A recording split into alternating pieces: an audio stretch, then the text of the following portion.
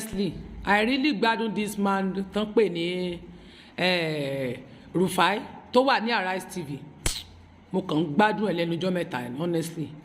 I dey enjoy you well. Ọlọ́run. Mo fẹ́ kẹ́yin náà bá mi wo fídíò tí ó wà níwájú yín. Mo máa wò nísìn. That's the country we've become.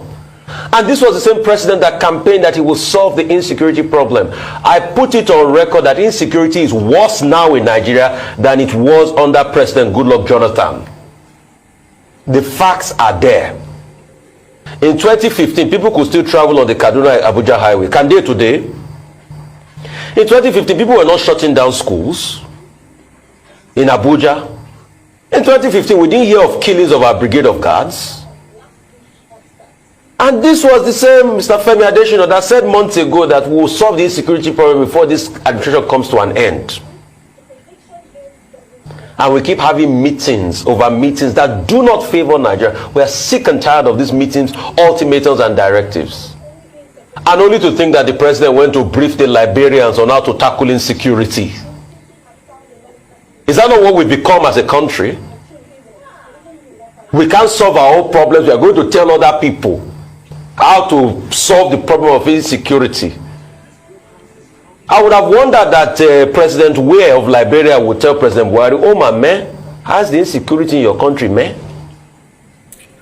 Because we think it's a joke. Because we are not on the second end of the stick. How people now pay bandits hundreds of millions.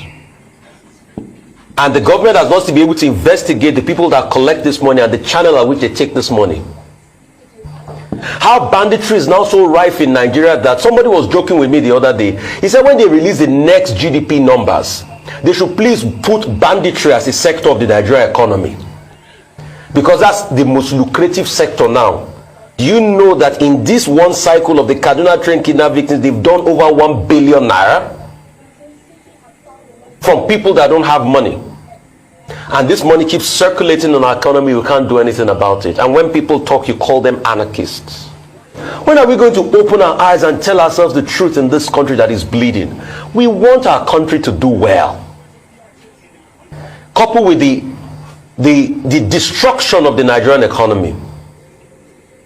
Nigerian economy was better in 2015 than it is today. The facts are there.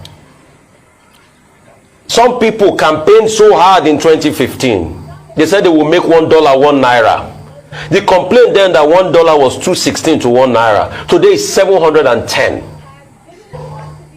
710. It's a disgrace. It's a disgrace and an apology to this same naira that used to be 80 cents. 1 naira used to be, 80 kobo used to be $1. At some point, naira and dollar was not even 1 to 1. Naira on the balance of things was stronger. It was pound and naira that used to be 1 to 1. In 40 years, we've squandered all our riches. 2023 makes it 40 years. Oyeka, when you did that documentary, Squandering of Riches, 1983.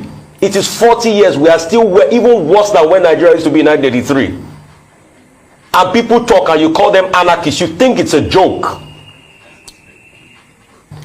Dudu, you were talking about presidents putting the box stops here on their table.